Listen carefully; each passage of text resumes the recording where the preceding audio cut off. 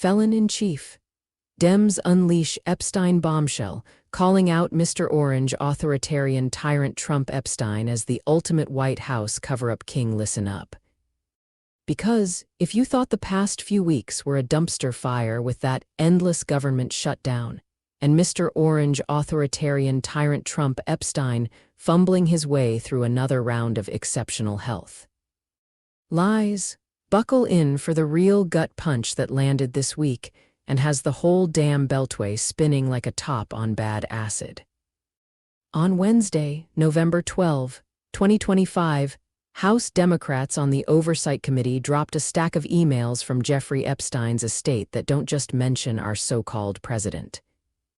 They practically paint him as the guy who knew way too much about the underage girls getting trafficked like cheap merchandise at a flea market. And now the Dems are not holding back, torching him left and right as the felon in the White House, while shoving through a discharge petition to force the full unsealing of those files that could finally drag his greasy secrets into the light of day where they belong. I mean, come on, folks. This isn't some dusty old scandal from the aughts anymore. This is fresh ammunition in a war that's been brewing since Mr. Orange authoritarian tyrant Trump Epstein slimed his way back into the Oval Office, promising transparency on Epstein like he was handing out candy at a parade, only to slam the door shut faster than you can say compromat collection once the heat turned up and his own name started floating to the top of the suspect list like scum on a pond. Let me lay it out straight, because I'm not here to sugarcoat this mess with flowery bullshit or pretend like we're all just polite neighbors chatting over the fence about the weather. No.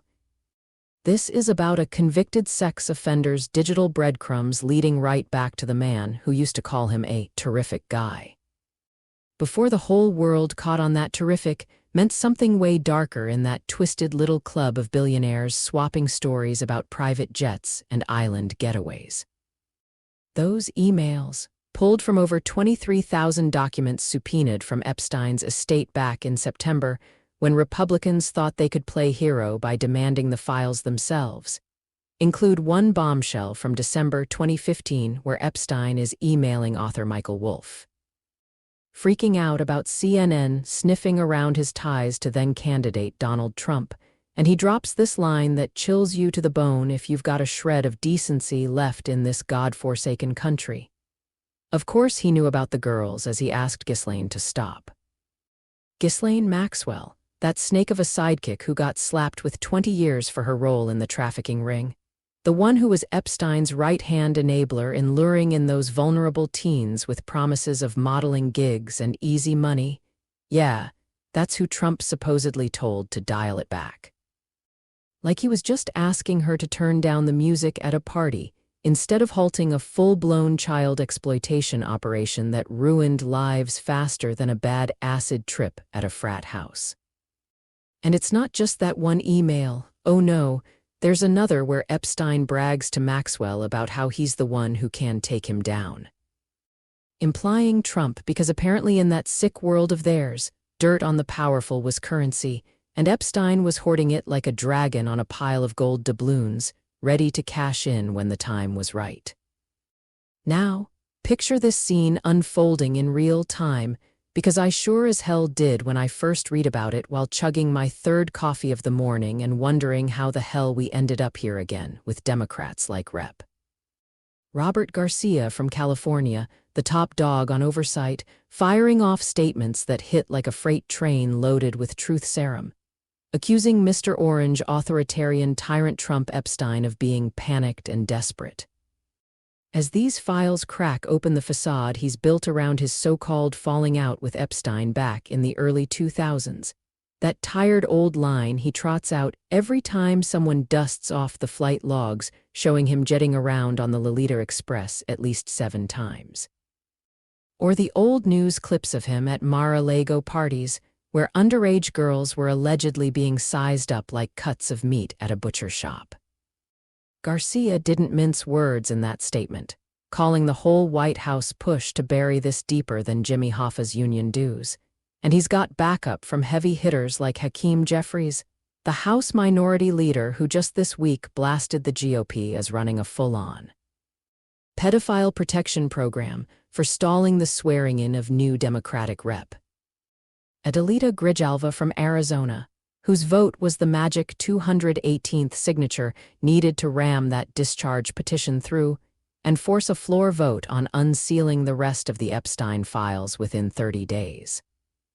Because apparently Speaker Mike Johnson and his merry band of enablers would rather let the government grind to a halt for 43 days straight, leaving federal workers scrambling for food bank lines and veterans' benefits hanging by a thread. Then let the truth about their fearless leaders' Epstein bromance see the light of day. Jeffries laid it out blunt as a 2x4 to the face during a presser on November 13, saying the Republicans are so terrified of what those files hold that they're willing to tank the economy. Spike unemployment claims by 15% in the first month alone, according to the latest Labor Department numbers that dropped yesterday, and leave 42 million Americans on SNAP wondering if their grocery runs are about to become luxury shopping sprees they can't afford. All to shield a man who's already got 34 felony counts under his belt from the New York hush money trial that somehow didn't keep him out of this clown car we call the presidency. And let's talk about that felon label for a second, because it's not just some playground taunt thrown out to rile up the base during a rally chant. No. It's a stone-cold fact that's been weaponized by Democrats in ways that make the MAGA crowd foam at the mouth like rabid squirrels defending their nut stash, with Jeffries himself coining that felon in the White House. Jab during a fiery floor speech on November 14, where he linked the Epstein stonewalling directly to Trump's broader pattern of dodging accountability. From the classified documents he allegedly flushed down the Mar-a-Lago toilet to the January 6 insurrection he greenlit like it was just another episode of his reality TV fever dream. And now here we are with emails that suggest he wasn't just a casual acquaintance popping by for a steak dinner, but someone who had the inside track on the operation, and maybe even tried to put the brakes on it when the spotlight got too hot, which, if true, raises a million questions about what else he knew, what he did about it, and why the hell he's directing Attorney General Pam Bondi like she's his personal attack dog to sick the DOJ on Democrats like Bill Clinton and Larry Summers for their Epstein ties while conveniently leaving his own name off the investigation list like it's some kind of get-out-of-jail-free card. Printed on gold-plated stationery. Trump fired off that directive on November 14, demanding probes into Clinton's large portions of their life.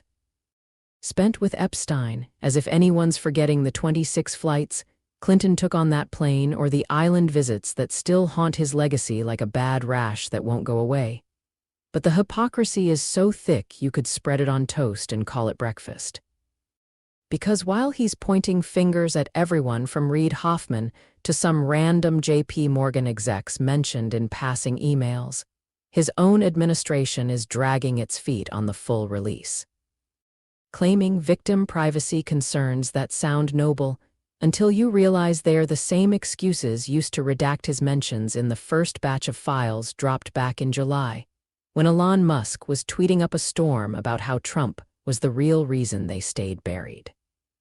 But here's where it gets even more infuriating, and trust me, I've got a Rolodex of reasons to be pissed off at this point, having watched from the sidelines as independent voices like mine get drowned out by the Fox News echo chamber and the Truth Social tantrums.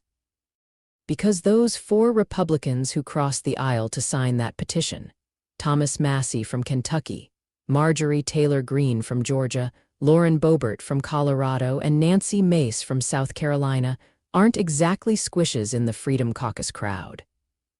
Yet even they couldn't stomach the stench of this cover-up anymore, with Massie tweeting on November 12 that he's tired of messing around.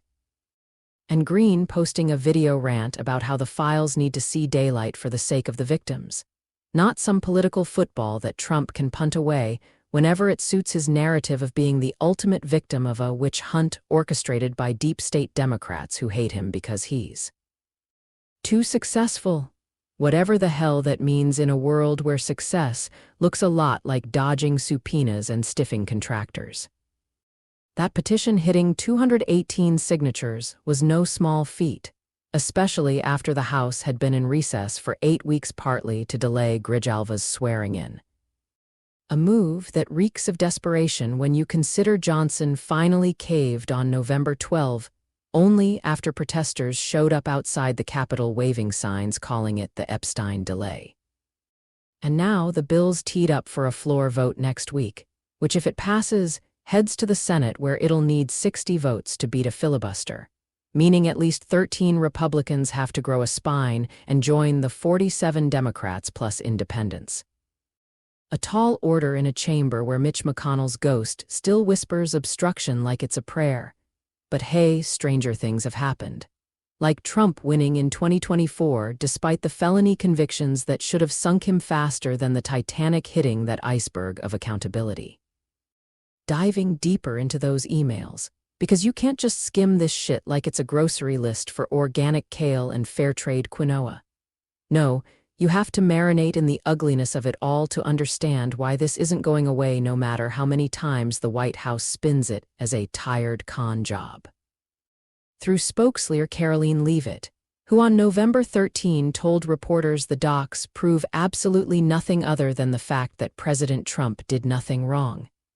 As if repeating a lie loud enough makes it true in some alternate universe where facts bend to the will of spray-tanned egos. One exchange from 2011 has Epstein writing to Maxwell about a "we are in this together" note from Prince Andrew, but woven in are references to Trump asking her to stop. The girl's thing, suggesting he had enough pull or knowledge to intervene, and another from 2015 where Epstein tells Wolf that Trump, never a member ever, of whatever creepy club they were running, but then contradicts himself by admitting the awareness, which smells like backpedaling from a guy who knew the walls were closing in after that Vanity Fair piece exposed the whole rotten underbelly. Democrats aren't stopping at leaks either. They're subpoenaing more from the estate, and on November 10, Oversight sent a letter to none other than disgraced ex-Prince Andrew, demanding he cough up details on his Epstein jaunts to Balmoral and Little St. James by November 20. Because if there's one thing that unites survivors and truth-seekers across the pond, it's nailing these predators who hid behind titles and trust funds while girls as young as 14 were being groomed and abused in plain sight of the elite. This whole saga ties right back into the shutdown hell we just clawed out of, because nothing says priorities like holding the economy hostage over subsidies for 20 million ACA folks while Epstein's ghost haunts the halls, with Trump floating that half-assed send checks directly to people. Plan on November 11, that sounds great, until you realize it's code for gutting the marketplaces and leaving rural hospitals closing doors left and right. Premiums jumping 60% come January, according to CBO projections that dropped last Friday. And all the while, he's raging on Truth Social about soft and foolish Republicans who dare sign onto transparency, warning them it'll consume. His presidency, like Laura Loomer predicted back in July, but let's be real, it's not the files that are the problem. It's the man whose name is scrawled across them in ways that make your skin crawl. Remember Virginia Giuffre, the brave soul who called out Andrew and Epstein before taking her own life in April after her memoir dropped posthumously, detailing the horrors she endured, including whispers of Trump being in the mix. Her story isn't abstract. It's the human cost of this silence, the lives shattered so these monsters could high-five over deals and debauchery. And now with Democrats like Bernie Sanders refusing to back down on calls for Schumer to push harder in the Senate. Or AOC live tweeting from the floor about how this is rich men evading justice for far too long. The momentum's building like a storm front nobody saw coming, but everyone should have braced for. I'm spitting mad about this, not in some performative way where I wring my hands and sigh dramatically, but in the raw, everyday fury of someone who's seen friends lose homes to medical debt under the first Trump sabotage of Obamacare. who's talked to survivors in support groups who say the system's rigged to protect guys like him, and who knows deep down that if the roles were reversed, Fox would be screaming for impeachments by breakfast.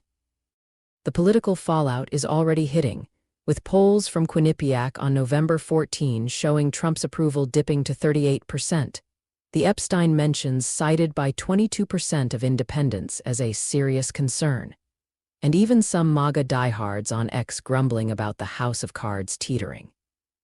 As one viral post put it, because promises made on the trail about releasing these files to expose the deep state now look like the biggest bait-and switch since Trump sold fake diplomas to suckers dreaming of real estate riches.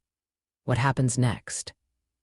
That House vote could pass by slim margins, forcing the Justice Department's hand despite Bondi's reluctance. And if even a few Senate artichests like Susan Collins or Lisa Murkowski flip under public pressure from protests that drew 5,000 to the mall on November 14 chanting "unseal" or "resign," we might see the unredacted logs, the visitor manifests from the island, the full email chains that could link Trump not just to knowledge but to facilitation, turning this from a scandal into a reckoning that echoes through midterms and beyond. Folks, this is bigger than one man's ego or one party's grip on power.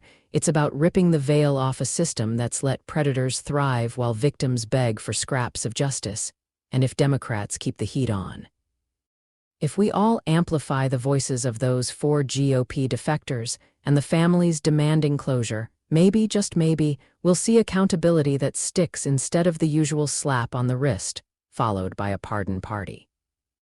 Mr. Orange authoritarian tyrant Trump Epstein built his empire on lies and leverage, but empires crumble when the foundation's exposed as quicksand, and these files? They're the shovel digging the hole. Demand the vote, flood the lines, because silence isn't neutrality, it's complicity, and I'm done being complicit in this farce. I just want to thank you all for listening. Like, share, follow to stay connected. I am Santiago del Carmen Maria, the Queen of Crowning Thoughts, because I say it like it is. Copyright 2025 independent writer, Crowning Thoughts truth speaker, AI video content creator, writer, blogger Santiago DC, Maria. All rights reserved. November 15, 2025.